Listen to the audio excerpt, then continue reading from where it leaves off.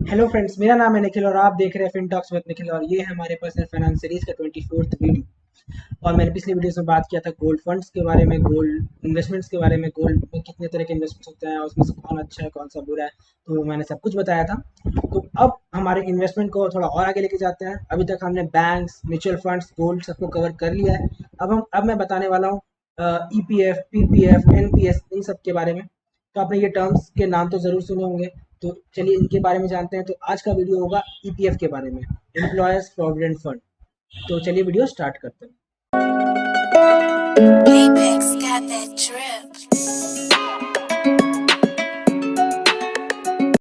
तो पहले मैं ये बता दूं कि ईपीएफ और पीपीएफ, पब्लिक प्रोविडेंट फंड और एम्प्लॉयर्स प्रोविडेंट फंड, ये दोनों बहुत अलग अलग चीज़ें हैं। तो मैं पीपीएफ के बारे में अगले वीडियो में बताऊंगा, तो आपको पता चलेगा दोनों में डिफरेंस क्या है। अभी मैं ईपीएफ के बारे में बताता हूँ।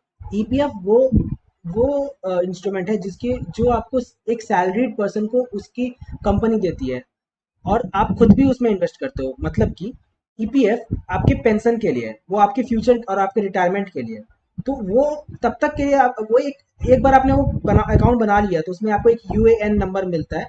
तो वो यूनिवर्सल नंबर होता है। तो मतलब आप एक बार आपने ईपीएफ अकाउंट खोल लिया तो आप चाहे कितने भी बार कंपनी बदलें, वो उसी अकाउंट में आपके पैसे जाएंगे। नए जॉब स्विच होंगे, नई कंपनी जाएगी, लेकिन जो आपका वो पैसा ईपीएफ में भेजेगी वो उसी नंबर में भेजेगी। तो वो एक नंबर आपको मिलेगा। और ईपीएफ में जो भी पैसे डाले जाते हैं वो आप 58 या आपका रिटायरमेंट जो एज है उसके पहले आप नहीं निकाल सकते हो। कुछ स्पेशल केसेस है जिसमें आप निकाल सकते हो, जैसे कि कोई डेथ हो गया फैमिली में या कोई एक्सीडेंटल या कुछ ऐसा कुछ क्लॉजेस है।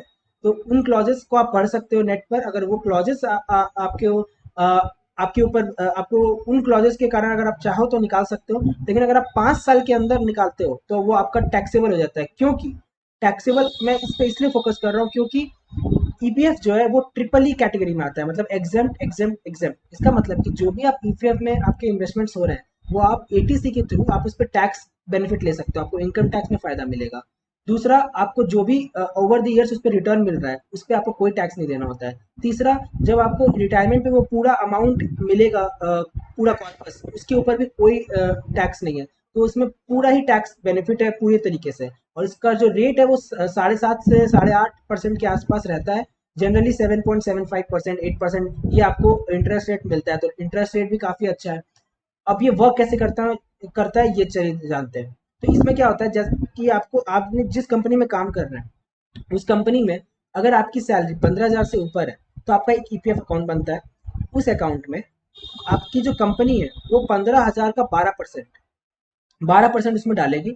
और आपको भी जो आपको सैलरी मिला उससे 12% उसमें डालना है।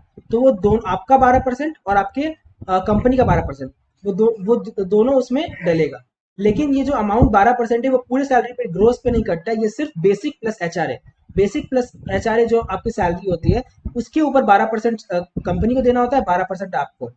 और कंपनी दो तरीके से इसको निकाल सकती है। या तो वो 12% मिनिमम जो अमाउंट है 15,000 उसको उन्हें देना ही होता है। तो ये या तो वो पूरे 15,000 पे देंगे, या फिर उनके पास ऑप्शन है वो चाहे तो ज़्यादा पर भी दे सकते हैं। यानी कि अगर आपकी सैलरी 50,000, आपकी बेसिक सैलरी 50,000 है तो वो 50,000 का 12% भी दे सकते हैं। फिर आपको 50,000 का 12% देना होगा। लेकिन ये कंपनी पर डिपेंड करता है। फिर आपको लग रहा होगा कि ये तो अच्छी बात है, वो ज़्यादा पैसा देंगे, 50,000 का 12% देना पड़ेगा, तो ऐसी कंपनीज देखते हैं।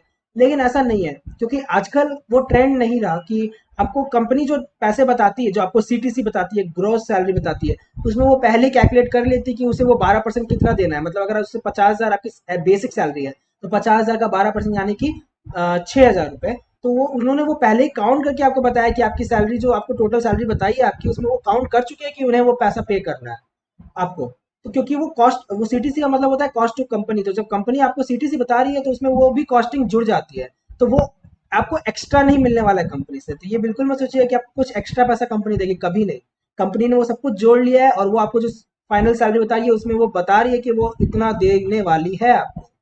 तो आपको बस ये देखना है कि कंपनी का जो भी तो इस तरह से अगर आप देख सकते हैं कि कंपनी को फायदा हो सकता है कि वो अगर 15,000 की जगह जो आपकी पूरी सैलरी है उस पर अगर आप वो देना चाहे आपको 12%। तो वो कंपनी पे डिपेंड करती है। कंपनी के अपने अपने पॉलिसीज होते हैं, वो अपना प्रॉफिट देखेगी जिसमें उसमें फायदा हो।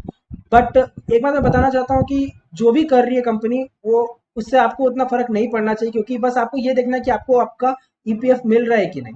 आपको आपका प्रोविडेंट फंड में पैसे जाने चाहिए। अब वो कंपनी 12% वो कितने में दे रही है, वो जो भी दे रही है वो सही है, क्योंकि आपका पास पैसा इन्वेस्ट तो हो रहा है। और ईपीएफ काफ़ी अच्छा इंस्ट्रूमेंट है, क्योंकि इसमें इतने सारे ट्रिपल ई कैटेगरी में आपको टैक्स नहीं भरने होते हैं, प्लस इसमें 8% का रिटर्न भी है। तो काफ़ी अच्छा अमाउंट आपको रिटायरमेंट में मिल जाता है, और आपको भी अपने सैलरी से 12% देना होता है, तो काफ़ी अच्छा इन्वेस्टमेंट है। बट ये सिर्फ रिटायरमेंट का एक ऑप्शन नहीं रहना चाहिए, मतलब आपको इसके अलावा भी कुछ और ऑप्शंस रखने चाहिए अपने रिटायरमेंट के लिए, सिर्फ ईपीएफ पे नहीं, क्योंकि ईपीएफ बहुत ज़्यादा नहीं होता है। मैंने बोला ईपीएफ बहुत ज़्यादा नहीं होता है, इसका मतलब ये नहीं है कि ईपीएफ का अमाउंट कम है। मतलब ईपीएफ में आप इन्वेस्टमेंट करते हैं तो वो काफ़ी अच्छा अमाउंट बनेगा, पर उसमें 12% ही आप पैसे डाल रहे हो, 12% अपने बेसिक का। तो कंपनीज क्या करती है, जब आपका सैलरी स्ट्रक्चर बनाती है तो बेसिक काफ़ी कम होता है उसमें, क्योंकि इसमें और भी बहुत सारी चीज़ जुड़ते हैं जो कि आपका ग्रॉस सैलरी बनाती है, तो बेसिक बहुत ज़्यादा नहीं होता है। तो एक तरीके से 6-7 हज़ार रुपये अगर आपकी सैलरी, मान लीजिए आप 30,000 रुपये, और 30,000 का 12% देखें, तो 30,000 का 12% मतलब 3600 रुपये कंपनी, 3600 रुपये आप, तो आप 7,000 रुपये इन्वेस्ट कर रहे हैं। तो ये एक अच्छा अमाउंट है।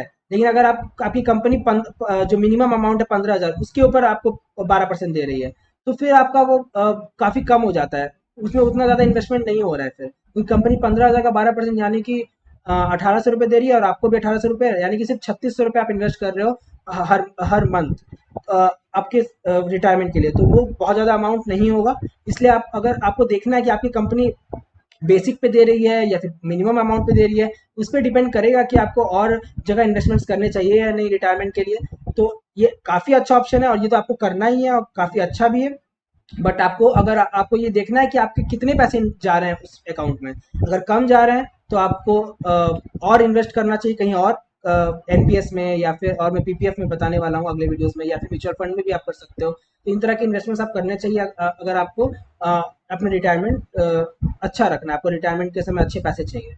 तो मैं उम्मीद करता हूँ आपको ईपीएफ समझ आया होगा क्या होता है, और मैं बात करूँगा पीपीएफ के बारे में हमारे नेक्स्ट वीडियो में। अगर ये वीडियो पसंद आया तो वीडियो को कर दीजिए लाइक, और कमेंट करके बताइएगा अगर आपको ये वीडियो पसंद आया।